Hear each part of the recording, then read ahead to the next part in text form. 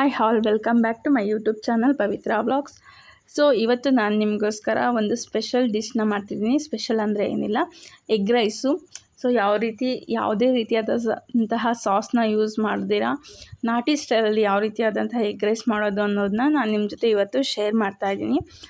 ಇದು ಸಿಂಪಲ್ಲಾಗಿ ಚೆನ್ನಾಗಿರುತ್ತೆ. ಈ ಬೇಸಿಗೆಗೆ ತುಂಬ ಮಸಾಲೆ ಎಲ್ಲ ತಿನ್ನೋಕ್ಕಾಗಲ್ಲ ಅನ್ನೋರಿಗೆ ಇದೊಂದು ಬೆಸ್ಟ್ ರೆಸಿಪಿ ಅಂತಲೇ ಹೇಳ್ಬೋದು.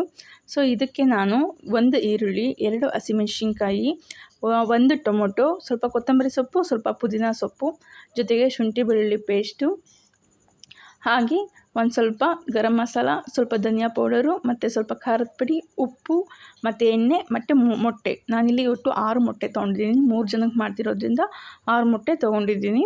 ನೆಕ್ಸ್ಟು ನಾನು ಏನು ಮಾಡ್ತೀನಿ ಅಂದರೆ, ಒಲೆ ಮೇಲೆ ಒಂದು ಪ್ಯಾನ್ನ ಇಟ್ಕೊತೀನಿ.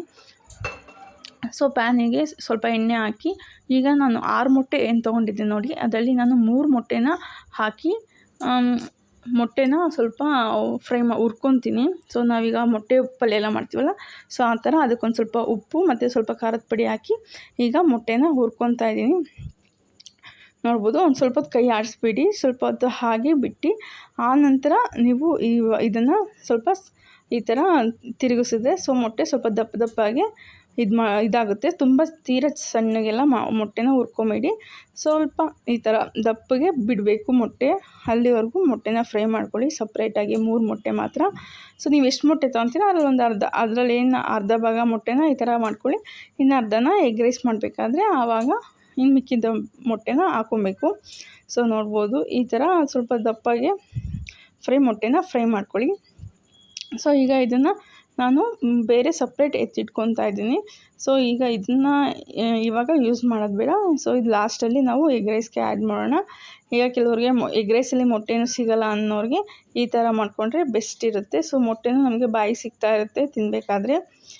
ಸೊ ನೋಡಿ, ಇಷ್ಟ ಆದರೆ ಸಾಕು. ನಾನಿಲ್ಲಿ ತುಂಬ ತೀರ ಸಣ್ಣಗೂ ಮಾಡ್ಕೊಂಡಿಲ್ಲ, ತುಂಬ ದಪ್ಪಗೂ ಮಾಡ್ಕೊಂಡಿಲ್ಲ, ಮೀಡಿಯಮಾಗಿ ನಾನೀಗ ಮೊಟ್ಟೆನ ಫ್ರೈ ಮಾಡ್ಕೊಂಡಿದ್ದೀನಿ. ನೆಕ್ಸ್ಟು ಈಗ ಒಂದು ಬಾಣಲಿನ ಇಟ್ಕೊತೀನಿ. ಸೊ ಬಾಣಲಿ ಇಟ್ಕೊಂಡು ಅದಕ್ಕೆ ಎಷ್ಟು ಬೇಕೋ ಅಷ್ಟು ಎಣ್ಣೆ ಹಾಕ್ಕೊಂಡಿದ್ದೀನಿ. ಸೊ ಎಣ್ಣೆ ಸ್ವಲ್ಪ ಜಾಸ್ತಿ ಬೇಕು ಅನ್ನೋದು ಜಾಸ್ತಿ ಹಾಕ್ಕೊಳ್ಳಿ. ನಾನು ಸ್ವಲ್ಪನೇ ಹಾಕ್ಕೊಂಡಿದ್ದೀನಿ. ಇದಕ್ಕೆ ನಾನು ಸ್ವಲ್ಪ ಈರುಳ್ಳಿ ಮತ್ತು ಹಸಿಮೆಣ್ಸಿನ್ಕಾಯಿ ಏನು ತೊಗೊಂಡಿದ್ದೆ ಅದನ್ನು ಆ್ಯಡ್ ಮಾಡ್ತೀನಿ. ಸೊ ಮತ್ತು ಇಲ್ಲಿ ನಾನು ಈರುಳ್ಳಿ ತುಂಬ ಫ್ರೈ ಆಗೋದು ಏನೂ ಬೇಡ, ಸ್ವಲ್ಪ ಒಂದು ಅರ್ಧ ಈರುಳ್ಳಿ ಫ್ರೈ ಆದರೆ ಸಾಕು. ಅಂದರೆ ತುಂಬ ಫ್ರೈ ಆದರೆ ತಿನ್ನಬೇಕಾದ್ರೆ ಈರುಳ್ಳಿ ಸಿಗೋಲ್ಲ. ಸೊ ಎಗ್ ರೈಸ್ಗೆ ಈರುಳ್ಳಿ ಇದ್ರೇ ಚೆಂದ ಅಲ್ಲ. ಸೊ ಅದಕ್ಕೋಸ್ಕರ ಒಂದು ಅರ್ಧ ಫ್ರೈ ಆಗೋವರೆಗೂ ಅಷ್ಟೇ ಈರುಳ್ಳಿನ ಫ್ರೈ ಮಾಡ್ಕೊಳ್ಳಿ. ನೋಡ್ತಾ ಇರ್ಬೋದು, ಈರುಳ್ಳಿ ತುಂಬ ಬ್ರೌನಾಗೇನು ನಾನು ಫ್ರೈ ಮಾಡ್ತಾಯಿಲ್ಲ. ಸೊ ಈಗ ಈರುಳ್ಳಿ ಅರ್ಧಂಬರ್ಧ ಫ್ರೈ ಆಗಬೇಕಷ್ಟೆ, ಸ್ವಲ್ಪ ಬಾಯಿಗೆ ಸಿಗಬೇಕು ಕ್ರಿಸ್ಪಿಯಾಗಿ. ಸೊ ಆ ಥರ ಫ್ರೈ ಮಾಡ್ಕೊಳ್ಳಿ. ಸೊ ಈಗ ನೋಡಿ, ಈರುಳ್ಳಿ ಅಷ್ಟು ಫ್ರೈ ಆಗಿದೆ. ಈಗ ನೆಕ್ಸ್ಟ್ ಅದಕ್ಕೆ ನಾನು ಶುಂಠಿ ಬೆಳ್ಳುಳ್ಳಿ ಪೇಸ್ಟ್ ಆ್ಯಡ್ ಮಾಡ್ತಿದ್ದೀನಿ. ಶುಂಠಿ ಬೆಳ್ಳುಳ್ಳಿ ಪೇಸ್ಟನ್ನು ಸ್ವಲ್ಪ ಹಸಿ ಸ್ಮೆಲ್ಲು ಒಂದು 30 ಸೆಕೆಂಡು, ಇಲ್ಲಾಂದರೆ ತಳ ಹಿಡಿದ್ಬಿಡುತ್ತೆ ಶುಂಠಿ ಬೆಳ್ಳುಳ್ಳಿ ಪೇಸ್ಟ್ ಹಾಕಿದ ತಕ್ಷಣ. ಸೊ ಒಂದು 30 ಸೆಕೆಂಡ್ ಸ್ವಲ್ಪ ಅದು ಹಸಿ ವಾಸನೆ ಹೋಗೋವರೆಗೂ ಫ್ರೈ ಮಾಡಿ. ಸೊ ನಾನು ಈಗ ಇದಕ್ಕೆ ಮೊಟ್ಟೆ ಮತ್ತು ಈ ಕೊತ್ತಂಬರಿ ಸೊಪ್ಪು, ಪುದೀನ ಸೊಪ್ಪು ಹಾಕ್ತಾಯಿದ್ದೀನಿ. ಸೊ ನಮಗೆ ನಾಟಿ ಸ್ಟೈಲು, ಒಂದು ಪಕ್ಕ ನಾಟಿ ಸ್ಟೈಲು ಟೇಸ್ಟ್ ಬೇಕು ಅಂದರೆ ಎಗ್ ರೈಸ್ಗೆ ಪುದೀನ ಸೊಪ್ಪನ್ನ ಸೇರಿಸಿ, ಅದು ಒಂದು ಎಕ್ಸ್ಟ್ರಾರ್ಡಿನರಿ ಫ್ಲೇವರ್ ಕೊಡುತ್ತೆ ಅಂತಲೇ ಹೇಳ್ಬೋದು. ಈಗ ನಾವು ಸ್ಟ್ರೀಟ್ ಸೈಡೆಲ್ಲ ತಿಂತೀವಲ್ಲ, ಸೊ ಆಲ್ಮೋಸ್ಟ್ ಪುದೀನ ಯೂಸ್ ಮಾಡಿರ್ತಾರೆ. ಸೊ ಆ ಟೇಸ್ಟೇ ಬೇರೆ ನೆಕ್ಸ್ಟ್ ಲೆವೆಲಲ್ಲಿರುತ್ತೆ. ಸೊ ಮತ್ತು ನಾನು ಇದಕ್ಕೆ ಉಪ್ಪು ಹಾಕ್ಕೊತಾ ಇದ್ದೀನಿ. ಸೊ ನಾವು ಆಲ್ರೆಡಿ ಮೊಟ್ಟೆನ ಫ್ರೈ ಮಾಡ್ಬೇಕಾದ್ರೆ ಉಪ್ಪು ಹಾಕ್ಕೊಂಡಿದ್ದೀವಿ, ಮತ್ತು ಅನ್ನಕ್ಕೂ ನಾವು ಉಪ್ಪು ಹಾಕ್ಕೊಂಡಿರ್ತೀವಿ. ಸೊ ಇದಕ್ಕೆ ನೋಡ್ಕೊಂಡು ಉಪ್ಪು ಹಾಕ್ಕೊಳ್ಳಿ. ಸೊ ನೆಕ್ಸ್ಟ್ ಇದಕ್ಕೆ ಮಸಾಲಾನ ಆ್ಯಡ್ ಮಾಡ್ತಿದ್ದೀನಿ. 1 ಸ್ಪೂನ್ ಧನಿಯಾ ಪುಡಿ, 1 ಸ್ಪೂನ್ ಗರಂ ಮಸಾಲ ಮತ್ತು 1 ಸ್ಪೂನ್ ಖಾರದ ಪುಡಿ. ಸೊ ಖಾರ ಬೇಕು ಅಂದರೆ ಈ ಟೈಮಲ್ಲಿ ನೀವು ಸ್ವಲ್ಪ ಎಕ್ಸ್ಟ್ರಾ ಖಾರದ ಪುಡಿ ಹಾಕ್ಕೊಂಡ್ರೆ ಆಗುತ್ತೆ.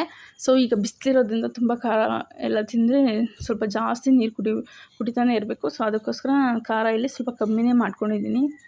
ಸೊ ಅದು ಸ್ವಲ್ಪ ಎಲ್ಲ ಫ್ರೈ ಆಗಿ ಸ್ವಲ್ಪ ಎಣ್ಣೆ ಬಿಡಬೇಕು. ಸೊ ನೋಡಿ, ಈಗ ನಾನು 3 ಮೊಟ್ಟೆನ ಇದಕ್ಕೆ ಆ್ಯಡ್ ಮಾಡ್ಕೊತಾ ಇದ್ದೀನಿ.